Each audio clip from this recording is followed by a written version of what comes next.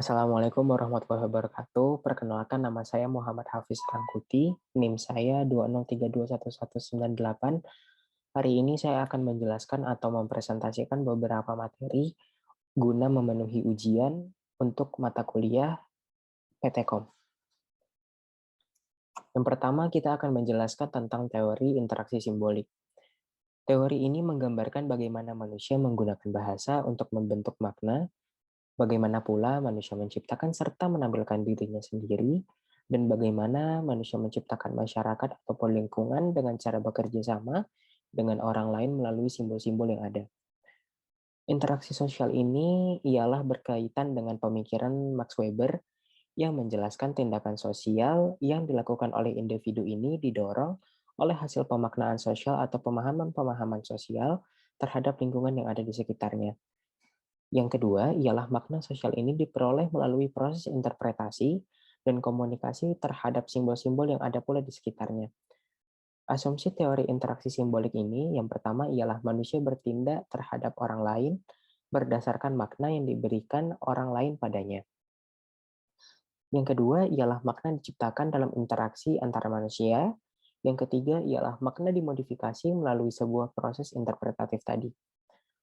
Selanjutnya kita membahas tentang pentingnya makna bagi perilaku manusia. Manusia bertindak terhadap manusia lainnya berdasarkan makna yang diberikan orang lain kepada mereka. Perilaku suatu rangkaian ini ialah pemikiran dan perilaku yang dilakukan secara sadar atas rangsangan dan respon orang berkaitan dengan rangsangan tersebut. Maka setiap adanya orang yang merespon balik itu adalah makna bagi perilaku manusia tersebut. Selanjutnya, makna yang diciptakan dalam interaksi antar manusia. Terdapat 3 cara untuk menjelaskan bagaimana makna dapat diartikan di sini. Yang pertama ialah makna adalah sesuatu yang bersifat intrinsik dari suatu benda. Yang kedua, terhadap asal-usul makna melihat makna itu sendiri, seperti dibawa kepada benda oleh seseorang bagi siapa benda itu bermakna. Yang ketiga ialah terhadap makna, melihat makna sebagai sesuatu yang terjadi di antara orang-orang itu. Selanjutnya ialah makna dimodifikasi melalui proses interpretatif. Di sini terdapat 2 langkah. Langkah yang pertama ialah para pelaku menentukan benda-benda yang mempunyai makna itu. Yang kedua ialah melibatkan si pelaku untuk memilih. Memilih itu untuk mengecek dan melakukan transformasi makna yang berada di dalam konteks di mana mereka berada. Lanjut, hubungan antara individu dengan masyarakat. Orang dan kelompok ini dipengaruhi oleh proses sosial dan budaya. Pastinya kita sebagai masyarakat ialah makhluk yang bersosial dan bertegur sapa, bersopan santun pada orang lain. Selanjutnya ialah struktur sosial dihasilkan melalui interaksi sosial.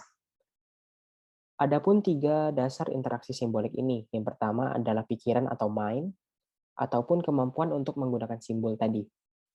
Yang kedua adalah self atau diri pribadi, ialah kemampuan untuk merefleksikan diri tiap individu dari penilaian, sudut pandang, atau pendapat orang lain. Yang ketiga ialah society atau masyarakat. Hubungan sosial yang diciptakan, dibangun, dan dikonstruksikan oleh tiap individu di tengah masyarakat ini. Adapun 3 premis teori interaksionisme simbolik ini. Yang pertama ialah individu merespon suatu situasi atau simbolik. Yang kedua ialah makna adalah produk interaksi sosial. Yang terakhir ialah situasi yang ditemukan dalam interaksi sosial, perubahan interpretasi yang dimungkinkan. Kita lanjut ke teori konflik antar kelompok. Teori ini atau konflik ini ialah perjuangan antar kedua belah pihak atau lebih yang saling bertarung, yang memiliki tujuan atau merasakan adanya ketidakcocokan dalam tujuan mereka. Konflik antara kelompok ini ialah substudi dari relasi antar kelompok atau studi psikologi sosial. Sehingga kita akan membahas tentang relasi sosial pada teori ini. Ada 7 kelompok identitas kategori kelompok ini. Yang pertama ialah intensitas, yang kedua ialah agama, yang ketiga ialah gender, yang keempat adalah kebangsaan, yang kelima adalah orientasi seksual, yang keenam adalah sensibilitas politik, Yang ketujuh ialah berbagai identitas budaya, dan itu saja. Adapun konflik antar kelompok ini dinilai sebagai bagian istimewa dari relasi antar kelompok. Adapun asumsi dari teori akomodasi konflik ini ialah adanya persamaan dan perbedaan. Yang kedua, mempersepsikan tutur dan perilaku orang lain itu menentukan cara dalam mengevaluasi percakapan yang dilakukan. Yang ketiga, adanya bahasa yang digunakan dengan pembicara. Yang keempat, adanya akomodasi akan bervariasi dalam tingkat kesesuaian terhadap pelaku pembicara. Yang kelima adalah norma sosial akan mengarahkan proses akomodasi tersebut.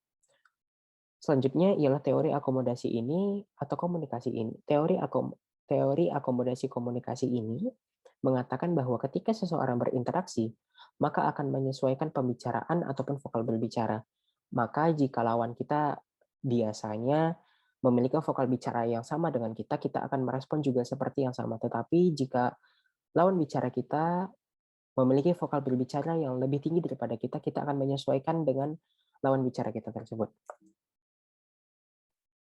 Kita lanjut ke teori analisis propaganda.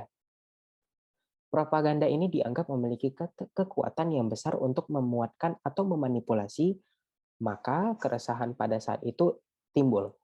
Maka jika adanya propaganda, pasti ada yang memiliki kekuatan yang besar untuk memuatkan dan untuk memanipulasi sesuatu. Namun dari beberapa analisis kajian komunikasi yang berakar pada teori ini, misalnya propaganda perubahan sikap, yaitu dapat melihat propaganda sebagai metode paling efektif. Selanjutnya ialah dampak umum dari komunikasi massa, di mana ada teknik pengemasan dan penyebaran pesan. Selanjutnya dalam arti luas, propaganda ini dianggap sebagai teknik mempengaruhi tindakan manusia dengan memanipulasi atau representasi atau penyajian. Roger Brown pada tahun 1958 mencoba membedakan antara propaganda dan persuasi. Persuasi sendiri ialah manipulasi simbol yang didesain untuk menghasilkan aksi pada orang lain. Sedangkan propaganda ialah suatu tindakan persuasif yang dimaknai seseorang bahwa tindakan tersebut akan bermanfaat bagi yang melakukan persuasi, tapi tidak bagi yang menjadi objek persuasi. Pada zaman dahulu, propaganda digunakan pada Perang Dunia Pertama dan Kedua. Tujuan propaganda ini ialah menumbuhkan kebencian terhadap musuh, melestarikan persahabatan sekutu, mempertahankan persahabatan dan menjalin kerjasama dengan pihak netral, dan menghancurkan semangat musuh. Dan ini ialah tujuan propaganda pada zaman dahulu. Kita lanjut tujuan propaganda pada zaman sekarang. Untuk periklanan, kampanye politik, dan public relation. Kemudian ada 7 alat umum pada propaganda itu sendiri. Yang pertama ialah name calling atau menjelek-jelekkan. Yang kedua adalah glittering generality. Yang ketiga adalah transfer. Keempat testimoni. Kelima plain false. Keenam card staking. Dan ketujuh bandwagon. Yang terakhir kita akan membahas tentang teori media komunikasi. Definisi media komunikasi ini ialah menjelaskan tentang bagaimana peran media sebagai sarana untuk menyampaikan pesan yang dalam hal ini berpengaruh dalam menyebarkan suatu informasi, baik berbentuk fisik maupun psikologi. Dengan adanya teori ini, seseorang dapat melihat bagaimana pengaruh suatu media terhadap pendengar atau receiver, sehingga dapat mengantisipasi jika ada efek-efek tertentu. Kelebihan media komunikasi ini yang pertama ialah mampu menggambarkan aspek-aspek media komunikasi dan menghubungkannya dengan audiens atau pelaku komunikasi tersebut. Yang kedua ialah mampu menunjukkan hubungan logika antara mengapa pelaku komunikasi membutuhkan media komunikasi dan apa dampak media komunikasi tersebut di tengah kehidupan masyarakat. Adapun kekurangan dalam media komunikasi ini sendiri ialah penggambaran tentang aspek-aspek media komunikasi cenderung menilik atau melihat dari segi media massa. Yang kedua, tidak integral. Dalam arti, teori ke teori kadang hanya melihat pada aspek tertentu. Yang ketiga ialah menggambarkan aspek-aspek yang mendasar pada media komunikasi dan penerapannya secara utuh pada ruang lingkup yang lebih mendasar. Mungkin itu saja yang dapat saya sampaikan dalam penjelasan kali ini.